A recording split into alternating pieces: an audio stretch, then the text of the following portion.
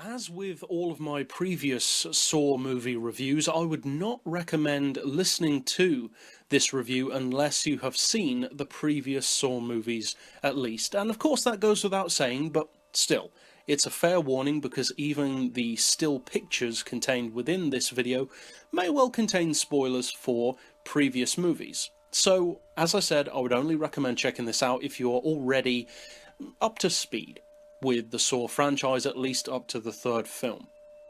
Now, for those who are perhaps new to my channel, I've mentioned in my previous reviews of Saw films that I personally like the even movies in the series a lot more than the odd ones. The first movie I think is okay, number 3 I thought was okay, whereas number 2 I thought was great, and also this movie I think is great. And in fact, I would say that 2 and 4, for me personally, are actually the best of the whole franchise. And, of course, people will disagree with that because we all have our own preferences. But one of the main reasons why I like 2 and 4 in particular is because, although they do differ from each other, they share a commonality, and that is that they offer everything that's great about what Saw has to offer. Great characters, great traps, great suspense, great twists, and just a good story with great pacing, more so I would say than the other movies around them. That's not to say of course that I don't like the other Saw films, I just like number 2 and 4 more. Now this movie is the last of what I would call the Bousman trilogy of 2, 3 and 4 to be directed by Darren Lynn Bousman, and as I've said before in my reviews for the Saw series, I am a big fan of his 3 movies. I thought that they were very good and had a nice arc within the bigger arc of the whole Saw franchise. Now, this movie was released again a year after Saw 3, and the budget is actually the same, $10 million. Unlike number 3 though, the earnings of Saw 4 were actually the first to see a drop-off.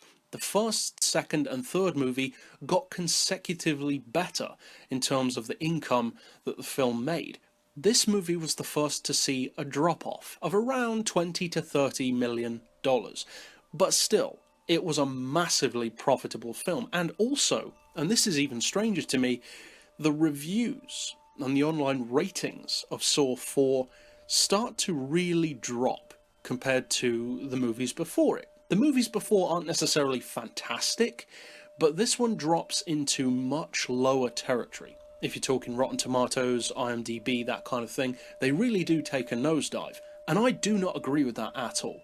Of course, that's those people's opinions, but for me, I don't understand why the scores are so low. I would say that this is a far better film than the first movie, definitely better than the third, and at least similar to the second, if not as good. Now, as I said, we will be covering some spoilers for the previous movies, and if you've seen at least up as far as Saw 3, you'll know of course that at the end of that movie, Saw is dead. In this movie, we open with some of the best special effects of the entire franchise. I personally tend to go for the director's cuts and so-called extreme editions of each Saw movie, so I'm not sure what kind of changes there are between those editions and the normal versions. I can't vouch for that because I just haven't seen both. However, at least in the version that I saw, the opening autopsy scene of Jigsaw I thought was fantastic. It's realistic, it's gory, but in a fascinating way that you can't stop looking at, and it wasn't scary or disturbing in any particular way. It was just a realistic looking autopsy scene, and I really enjoyed it. It had some fantastic special effects and allowed them to showcase that kind of stuff, which fans of Saw generally are a big fan of. Speaking of the gore though, I've mentioned before in my reviews, in particular reviewing Saw 2, that I like that movie more, even though I would say it's by far the least gory of all of the Saw films. And the reason why I enjoy that movie is because it doesn't rely on the gore. It has a great story and the gore services that story. That is similar in this film. Now this I would say is definitely gorier than Saw 2, but still not as gory as some of the others in the series. And one of the main reasons why I love this film is that it has all of those fantastic things about Saw 2, such as the great characters, and also great special effects, all that kind of thing as well. Now, the primary character who you follow in this particular installment of Saw is Lieutenant Rigg, who played a supporting role to Donnie Wahlberg's primary character in the second Saw film when he was searching for his son. And I personally really like Lieutenant Rigg as a primary character. He's an easy guy to root for. He's one of the only people in the entire series who you think really doesn't deserve to be in this situation. In fact, specifically in the film, the reason for his being involved is kind of thin. It's not weak in a traditional way, that's not what I mean by thin, but it's not as justified. With other people in the Saw series, you can understand why they're there. Maybe they're just bad people. He isn't. And that's not really a spoiler. It's mentioned pretty early on as to why he's involved. And as such, you kind of feel that he doesn't deserve to be involved in this, but he is. Now, that doesn't ruin the film for me at all. That's just the way it is, and you move on from there. And I personally found the journey that we take along with Lieutenant Rigg following the traps set by Jigsaw from beyond the grave to be very enjoyable. I really like this fourth installment. There are more stakes involved, more characters, the traps are more in-depth, and everyone is kind of cross-involved with everyone else, not necessarily directly, but some of them are dependent on the choices of others without actually knowing it, which becomes more of a theme as you move through the franchise from, say, Saw 3 onward.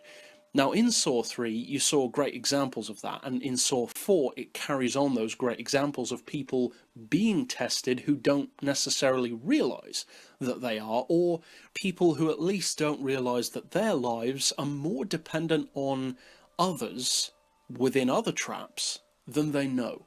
Now, to put it simply, and without spoiling anything, the plot of Saw 4 revolves primarily around, as I said, Lieutenant Rigg, and he is in a position where he has the opportunity to save some of his co-workers. That's really all you need to know. My plot breakdowns of each Saw film are fairly simple and short, because they don't need to get more complex than that. It's about the journey. With the Saw films, you don't need to know all the specifics, because you just start spoiling stuff. Suffice it to say, I like the story in this one, perhaps a fraction less than Saw 2, but still, it's a very, very enjoyable film for me, and perhaps even a better all-round film than Saw 2, to be honest. Now, speaking of being a better all-round film, what about our individual scores and ratings? Well, first up, of course, we have the story and the plot, how it unfolds, the way it's written, the way it's presented, and for that I'm going to give Saw 4 an 8, which is incidentally the same score that I gave to Saw 2, and for the exact same reason. It has, as far as I'm concerned, a great story, the characters run through that story very well, and although you can nitpick it, as with all of the films, and as with any film, to be honest, I liked the way it played out, and I liked the twists and turns that it took. So overall, it's an 8 from me. What though about the characters, the motivations behind them, the way they're portrayed? Well, for that overall, I'm going to give Saw 4 an 8 again, and that, incidentally, is actually the highest of any Saw film which I've given so far. And the reason why is because, as I kind of touched on earlier, I personally found Lieutenant Rigg to be the best protagonist of any of these films, because he's a character who you can totally get behind, because he's just an innocent guy who really cares about his job and about his co-workers. He's very easy to root for, and he's well portrayed. So, based mainly on him, but also, of course, all of the other characters involved, I'm going to give it an 8. What then about the visuals, the special effects, makeup effects, practical effects, CGI, if and when used? Well, I kind of touched earlier on the opening of the film, which has fantastic practical effects used with the autopsy of Jigsaw, but even apart from that, you get all of the usual gore that you expect from a Saw film. It's not as gratuitous as some of the others, I would say, not as much as, say, 5 and 6 were, in some ways at least, and similar to 2 in that way. It doesn't rely on it as much, and I personally like that. I don't dislike the gore, I just prefer the films when they don't need as much, because then the gore becomes more of a bonus than a necessity, and I prefer it that way. And so overall, I'm going to give the special effects, the visuals, etc. a 10, which is actually the highest of any Saw film that I've given so far. And that's not just based on the opening sequence, it's based on the whole film. It carries on the same visual style that the other previous, and also films to follow, would have. It has a coherent feel and a coherent look, which makes it feel like it's still in the same world, and that's great. And then it just builds from there. It basically gives you everything that you need from a Saw film, and then adds to it. And that's why I'm rating it so high. There are great practical effects, there are great special effects in a more glitzy, glamorous, big wow kind of way, and also with makeup effects. It's a very good showcase of that. And overall, the fact that Saw 4 has a very similar feel, I would say, to something like the movie 7, also adds to that. It allows for more use of those visual setups and special effects. So overall, it's a 10 from me, most definitely deserving of it in my opinion at least. As far as the audio, well, we mentioned in previous reviews that I'm giving all of the Saw movies from 2 onward a rating of 6 out of 10. And the reason why I'm giving it that rating is because they are all above average. They're certainly good, the soundtrack is good, it's iconic, the sound effects in general are good for the most part. They're not Oscar level, certainly nowhere near, but they are pretty much all on the same level. From the second movie on, they have, as I said with the visuals, a very consistent tone. And the music, the soundtrack, the audio effects in general maintain that tone, which is why I'm giving them all a 6.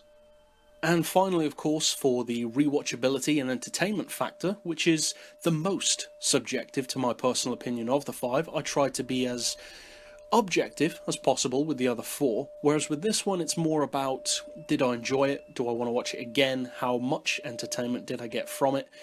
Well, overall for Saw 4 I'm actually going to give it a 9 in that regard, which is very high. That's exactly the same as what I gave to Saw 2, and I totally feel that that's justified in comparison to that film and also in comparison to others, because just like Saw 2, I really enjoy this film. Now, I would recommend, as I have before, seeing all of the Saw movies to appreciate the better ones even more.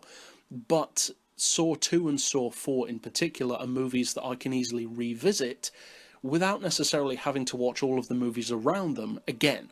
They have great standalone rewatchability, at least for me personally.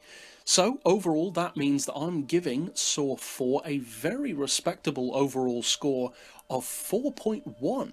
out of 5, which is actually the highest of any Saw film so far, and is actually the only Saw movie of this entire franchise, at least of the ones that I've seen currently, which is Saw 1 through 6, at the time of releasing this review that is, that I'm going to give over a 4 to.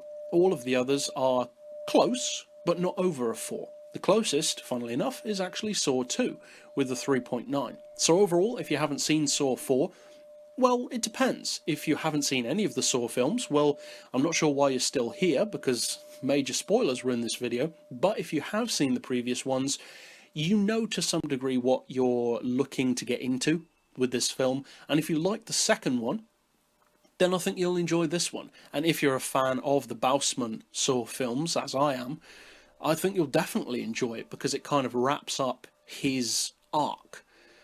But overall, that's it for this particular review, and I'll see you guys next time. But for now, as always, thanks for watching.